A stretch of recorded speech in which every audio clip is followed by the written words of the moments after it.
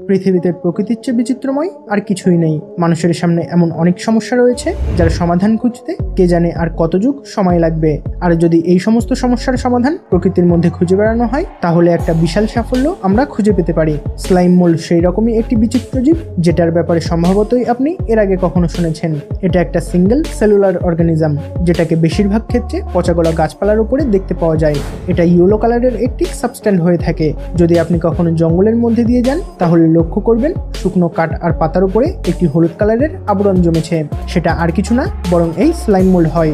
Slime মোল্ডের কাছে যদিও কোনো মস্তিষ্ক থাকে না, তবে এদেরকে বেশ ইন্টেলিজেন্ট জীব বলে মনে করা হয়।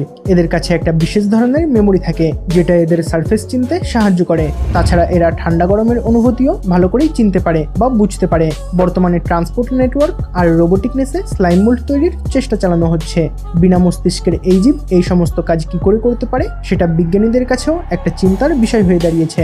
আর সাথে সাথে এটা থেকে অনেক কিছু শেখার রয়েছে। তাছাড়া যদি আপনি এদেরকে দেখতে পান তাহলে এটার সঠিক ব্যবহার করে আপনি এদের থেকে লাখ লাখ টাকা ইনকামও করতে পারবেন। সেটা কি করে চলুন জেনে নেওয়া যাক। হ্যালো বন্ধুরা, জলপরীর একটি নতুন ভিডিওতে আপনাকে স্বাগত।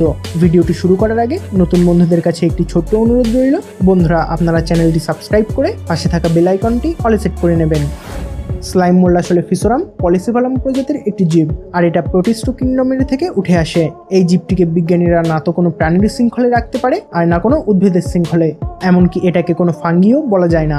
এটার ক্যারেক্টারাইজড সবার সাথে ম্যাচও করে, আবার সবার থেকে আলাদাও। যেরকম গাছপালার মতো স্লাইম মোল্ডের কাছে কোনো ব্রেন থাকে না, কিন্তু এদের কাছে অর্গানিক কম্পাউন্ড সেলুলোজ মজুদ থাকে যেটার সাহায্যে উদ্ভিদরা নিজেদের খাবার তৈরি করে। কিন্তু হ্যাঁ, স্লাইম মোল্ড নিজেদের খাবার নিজেরা তৈরি করতে পারে না, আর না ফটোসিনথেসিস পদ্ধতির সাহায্য নেয়। এই জন্য এদেরকে উদ্ভিদের শ্রেণীতে যুক্ত করা যায় না।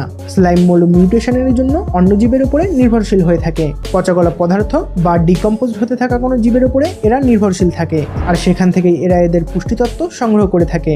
কিন্তু এই জন্য আপনি আবার এদেরকে কোনো ফাঙ্গাস বলে ভেবে বসবেন না, কারণ এদের কাছে ফাঙ্গির মতো কোনো সিরিজ থাকে না। এই তিনটির মধ্যে কোনো ক্যাটাগরিতেই স্লাইম মোল্ড আসে না। এই জন্য এদেরকে প্রোটিস্টা কিংডম ক্যাটাগরাইজড করা হয়েছে। এই ব্যাপারটাকে ভালো করে লক্ষ্য করবেন যে এদের কাছে কোনো মস্তিষ্ক থাকে না, কারণ এদের পুরো মিস্ট্রি এদের আশেপাশেই ঘুরতে থাকে। বন্ধুরা, আজ পর্যন্ত বিজ্ঞানীরা স্লাইম মোল্ডের 800 থেকেও বেশি প্রজাতির সন্ধান পেয়ে গিয়েছে। এরপরেও এদেরকে আলাদা আলাদাভাবে ক্লাসিফাইড করা হয়েছে। যদি কোনো জায়গায় ব্যাপক পরিমাণে খাদ্য সঞ্চয় হয়ে থাকে তাহলে এই স্লাইম মোল্ড আলাদা আলাদা হয়ে সেই খাদ্য ভোজন করতে থাকে। কিন্তু আবার কোনো জায়গায় যদি খাদ্যের পরিমাণ অল্প থাকে তাহলে সেই ক্ষেত্রে সমস্ত স্লাইম মোল্ড একসাথে হয়ে যায়। এদেরকে দেখে এমনই মনে হয় যেন এরা কোনো উদ্ভিদ, যদিও সমস্ত ইন্ডিভিজুয়ালগুলি এখানেও আলাদা আলাদা পারফর্ম করতে থাকে। এরা সাইজে 2 থেকে 4 মিলিমিটার পর্যন্ত হতে পারে। এটা দেখা গেছে যে স্লাইম মোল্ডগুলি হিট, লাইট আর হিউম্যানিটির দিকে ট্রাভেল করে, আর যখন এরা নিজেদের অনুকূল বাতাবরণ খুঁজে পায় তখন সেখানেই তারা সেটেল হয়ে যায়। এরপর এরা একটি বীজের আকারে কনভার্ট হতে শুরু করে। এরা বার্ডস ফর্ম করতে থাকে। উদ্ভিদদের মতো এদেরও রিপ্রোডাকশন হয়, আর ধীরে ধীরে বাতাস, জল আর পাখি এদের কণাগুলিকে এক জায়গা থেকে অন্য জায়গায় নিয়ে যেতে থাকে, আর যেখানে এরা যায় সেখানে আস্তে আস্তে ছড়াতে শুরু করে। বিজ্ঞানীরা এটা জানতে পেরেছে যে স্লাইম মোল্ডের কাছে একটা ব্যাপক পাওয়ারফুল মেমোরি থাকে। তাছাড়া এদের উপরে আরো অনেক এক্সপেরিমেন্ট করা হয়েছে। এবার জাপানের একটি রেল নেটওয়ার্কের সাথে আপনাকে এর একটি উদাহরণ দিই। যেমন জাপানের ব্যাপক অ্যাডভান্স রেল নেটওয়ার্ক রয়েছে। যখনই কোনো শহর বা দেশের রেল অথবা রোড নেটওয়ার্কের বৃদ্ধি করা হয় তখন দেখা যায় যে দুটি পয়েন্টের মাঝখানে সবচেয়ে ছোট রাস্তা কোনটি।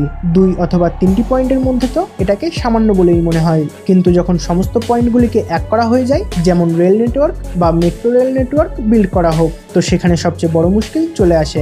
বহু দশকের সংঘাতের পরে জাপানে আজ রেল নেটওয়ার্ক ব্যাপক অ্যাডভান্স ভাবে বিল্ড করা হয়েছে। এক শহর থেকে অন্য শহরে যাওয়ার জন্য কোন রাস্তা সবচেয়ে ছোট হবে আর কোথা দিয়ে ট্রেনটিকে চালানো সহজ হবে, এটা শুনতে যতটা সহজ বলে মনে হয়, এটার নকশা তৈরি করা ততটাই বেশি মুশকিল। এটা আমাদের কাছে আর আপনার কাছে মুশকিল বলে মনে হতে পারে, কিন্তু স্লাইম মোল্ডের কাছে এটা বাহাতের কাজ। একটা এক্সপেরিমেন্ট করা হয়েছিল যেখানে একটি প্লেটের ওপরে কিছু দানা ছড়িয়ে দেওয়া হয়। এই দানাগুলোকে সেই জায়গাতে ছড়ানো হয়েছিল যেখানে টোকিওতে রেলওয়ে স্টেশন মজুদ রয়েছে। টোকিওতে পুরো রেলওয়ে নেটওয়ার্ককে মার্ক করে এই দানাগুলিকে ছড়ানো হয়েছিল। টোটাল 36টি পয়েন্ট তৈরি করা হয়েছিল। আর যখন বৈজ্ঞানিকরা এই স্লাইম মোল্ডের ইন্টেলিজেন্স দেখেন তখন তাদের চক্ষু চড়ক গাছ হয়ে যায়। যেখানে কাজটি ইঞ্জিনিয়ারদের করতে কয়েক দশকের সময় লেগে গিয়েছিল, সেই কাজটি স্লাইম মোল্ডদের করতে ব্যাস কিছুদিনের সময় লেগেছিল। আসলে মেইন ব্যাপার উপায়টা হলো স্লাইম মোল্ডরা এমন একটি নকশা তৈরি করে ফেলেছিল যেটা দেখতে কিছুটা হলেও জাপানের নকশার মতো লাগে। তাছাড়া ইউরোপ আমেরিকার মতো বহু নকশার সাথেও এই এক্সপেরিমেন্টটি করা হয়েছিল। স্লাইম মোল্ড এই নকশাগুলিতে কিছু এমন রাস্তা আর শর্টকাট তৈরি করে যেটা অনেক সহজ আর সরল ছিল। এই অবস্থায় রিসার্চারদের বক্তব্য রয়েছে যে একটা সময় এমনও হতে পারে যখন এই স্লাইম মোল্ডদের সাহায্যে এই ট্রাভেলিং এর সমস্যা সমাধান করা যেতে পারে। ট্রান্সপোর্ট কোম্পানি আর সেলসম্যানরাও এর সাহায্য নিতে পারে, যার জন্য এদের এনার্জি, ফিউল আর সময়ের অনেক সাশ্রয় হবে। স্কুল বাস আর ডেলিভারি কোম্পানিও স্লাইম মোল্ডের এই টেকনিকের সাহায্য নিতে পারে। স্লাইম মোল্ডের মধ্যে মিলিয়ন্স অফ নিউক্লাই রয়েছে, কিন্তু এদের কাছে না তো কোনো নার্ভাস সিস্টেম থাকে, না কোনো মস্তিষ্ক, আর না তো কোনো নিউরন থাকে। রিসার্চাররা প্রতিনিয়তই এই স্লাইম মোল্ডের উপরে নানা রকম এক্সপেরিমেন্ট করছে। এদের কাছে একটা পাওয়ারফুল মেমোরিও রয়েছে। যদি আপনি এদেরকে কোনো পাজালের মধ্যে ছেড়ে দেন আর অন্য কোণাতে খাবার রেখে দেন, তাহলে এরা মিনিটের মধ্যেই এক কোণা থেকে অন্য কোণাতে নিজের নেটওয়ার্ক বিল্ড করে দেবে। প্রথমবারে তো এটা পুরো পাজালের মধ্যে নিজের সেলগুলিকে ছড়িয়ে দেবে, তারপর যখন এরা খাবারের সঠিক সন্ধান পাবে তখন তারা সেলগুলিকে আবার ফিরিয়ে নেবে আর শুধু খাবারের স্থানটিতে নিজের সেলগুলিকে দাঁড় করিয়ে রাখবে। অর্থাৎ প্রথম স্লাইমের স্মৃতিশক্তি প্রত্যেক স্লাইমের মধ্যেই মজুত রয়েছে। কোনো নার্ভাস সিস্টেম বা কোনো ব্রেন ছাড়া তারা এটা কি করে করতে পারে, এটা নিয়ে বর্তমানে বিভিন্ন রিসার্চ চলছে। আজ পর্যন্তকার সমস্ত রিসার্চের থেকে এই সিদ্ধান্তে আসা যাচ্ছে যে ইন্টেলিজেন্স আর ব্রেনের মধ্যে কোনো ডাইরেক্ট কানেকশন থাকে না।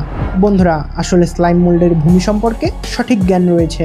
যদি কোনো ভূমি অসমান থাকে আর সেখানে ফ্রিকশন বেশি পরিমাণে তৈরি হয়, তাহলে স্লাইম মোল্ড সেখানে ট্রাভেল করবে না, বরং তার চেয়ে সে সমতল জমিতে ট্রাভেল করতে বেশি পছন্দ করবে।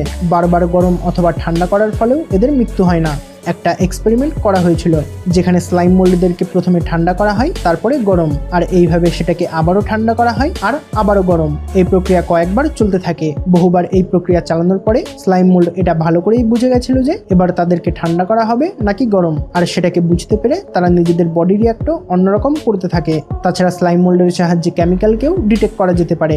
2017-এর একটি এক্সপেরিমেন্ট থেকে জানা গিয়েছে যে স্লাইম মোল্ডের ব্যবহার তার কম্পিউটার চিপ আর রোবোটিক টেকনোলজিতেও করা যেতে পারে। আসলে এই যে রিয়েল লাইফ ওয়ার্ল্ড প্রবলেমসেরও সলিউশন দিতে পারে।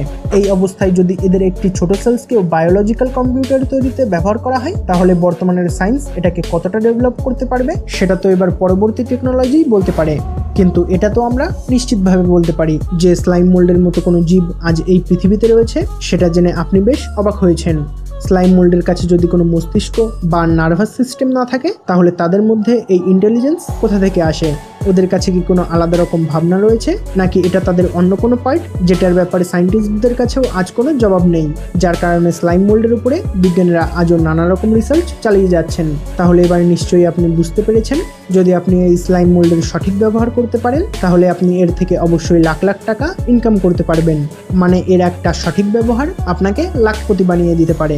তো বন্ধুরা, আপনাদের মতে এই স্লাইম মোল্ডের ব্যবহার আর কোন কোন জিনিসে করা যেতে পারে সেটা কমেন্ট করে আমাদের অবশ্যই জানাবেন।